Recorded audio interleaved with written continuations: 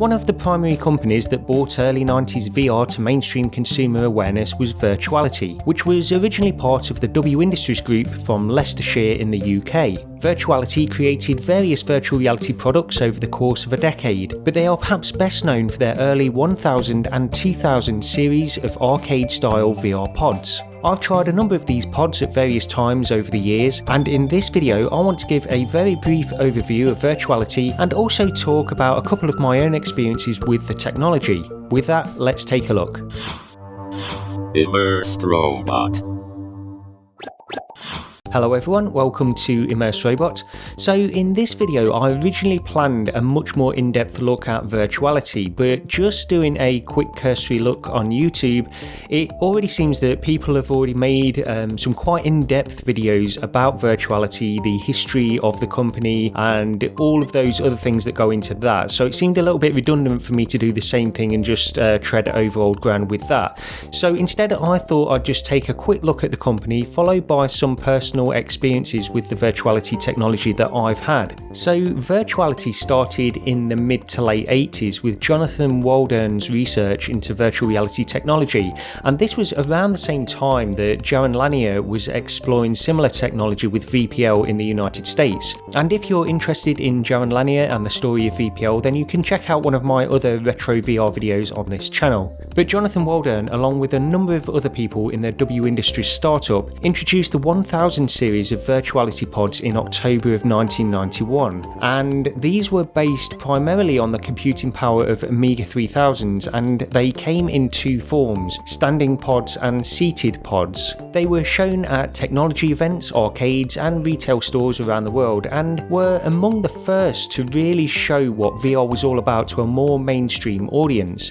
and they even featured quite heavily on the BBC primetime show Tomorrow's World over here in the UK, which gave the technology quite a heavy exposure during that time in the early 90s. There were a number of games developed for the two versions of the pods, titles such as Flying Aces, a biplane dogfighting game, XOX, an early mech or robot game, Legend Quest, a fantasy RPG light kind of game which I'll get to more information on in a moment, and of course probably the most well known, which was Dactyl Nightmare. So just quickly on Legend Quest, this actually had its own dedicated location-based VR experience in Nottingham here in the UK, thanks to a company called Virtual Reality Design and Leisure. And I wasn't actually aware of this until I spoke to VR community member Fluke Rogie, who experienced Legend Quest at that location back in the 90s. Fluke Rogie also kindly scanned in and sent me some of the information leaflets shown here from the Virtual Reality Design and Leisure company.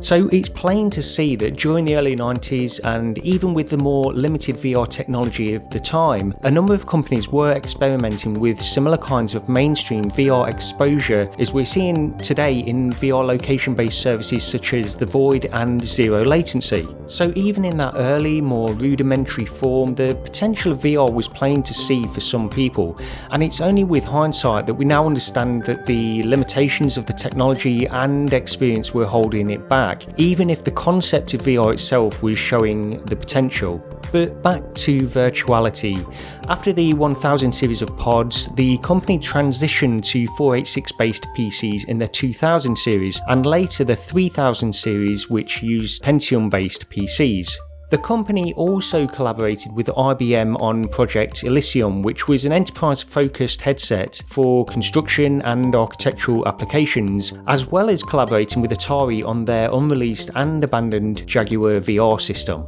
So during that 90s VR era, there weren't many companies that really pioneered as many aspects of virtual reality as Virtuality themselves, at least in the mainstream arena. They weren't the only players in the field, not by a long way, but they were definitely pushing that more consumer-focused entertainment use of VR at that time. So just on a few of my own personal experiences with Virtuality over the years, I first tried a Virtuality pod in the either late 91 or 92 when I was 11 or 12 years old, and my memory isn't entirely clear about this, but it was at a local retail store called BT's, and it had two sit-down pods for demonstration. I can only really remember that it was a jet plane combat type of game that I played, and if memory serves, it was just a few bright brightly coloured polygons flying around me as I tried to shoot them. That's all I can really, just little snapshots of that is really all I can remember about that experience. I've since learned that this was probably a game called VTOL, not the modern day VTOL VR of course, but one designed especially for these pods. And I remember being very impressed by the experience, and this is sort of, in spite of looking back and realising now that I only spent around 5 minutes inside that pod, but I had seen virtual reality quite a lot on TV before then, so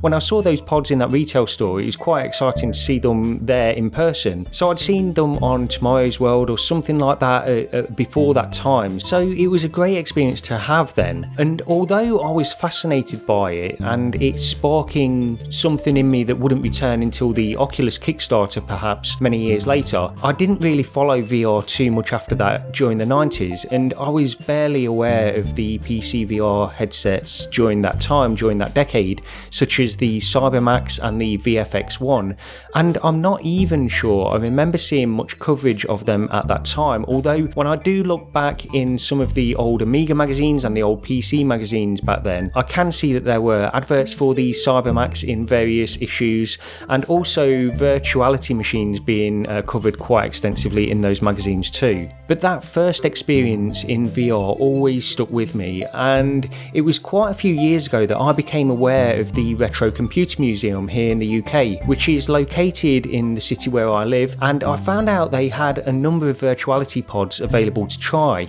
I've since been back many times and tried a number of games on these machines, the latest time being last weekend where I met up with a few people including the aforementioned Fluke Roger to play some Dactyl Nightmare. Now, these pods require quite a lot of maintenance to keep them up and running, and the two seated pods weren't available to try at all during this latest visit, although I have tried a couple of games on them in the past. So it was only Dactyl Nightmare that was available to try during this visit, and it's set up as a 2-player PvP match, and in spite of the failing displays inside the headset, it's still fun in that limited, retro, it's really quite poor by today's standards kind of way. Dactyl Nightmare is one of the most well-known VR games from that era, due, I assume, to being featured quite a lot on various TV slots over the years. There was even a remake of this game made for the Oculus Rift called Polygon Nightmare, which is actually still available on the Oculus store today if you want to try it. But the experience of being in a Virtuality pod today is one of mild frustration, but still an incredibly interesting nostalgic experience. The headset is large and heavy with an extremely small field of view. The frame rate, as you might expect, is probably only sort of 5 to 10 frames per second, if that, and the headsets themselves have around 50 milliseconds of latency, which was actually incredibly good for the time. You can turn freely inside the pod, and the tracking is based on a magnetic system with controller and headset tethered by a thick, bulky cable. It's an interesting curiosity at this time, and I still really enjoy trying those old machines for the place in history they have. Without it being a fantastic experience, it's still a worthwhile time sink in my opinion to really wrap your head around those relatively humble early years of consumer VR technology. I've visited the Retro Computer Museum many times and tried those machines over the years, and I'm sure I'll continue to do so as Simon Marston, who maintains the machines for the location, continues to repair and replace the products available to try out. So with that, I'd just like to thank Fluke Roger one more time for providing me with some of the material featured in this video, but that's pretty much it for this glance back at retro VR technology. Thank you very much for watching, and I'll see you next time. Please consider picking up my science fiction virtual reality focused novel, The Memory Engine, a light-hearted tongue-in-cheek adventure through the metaverse, available on Amazon Kindle, paperback and as an Audible audiobook. Links in the description to this video.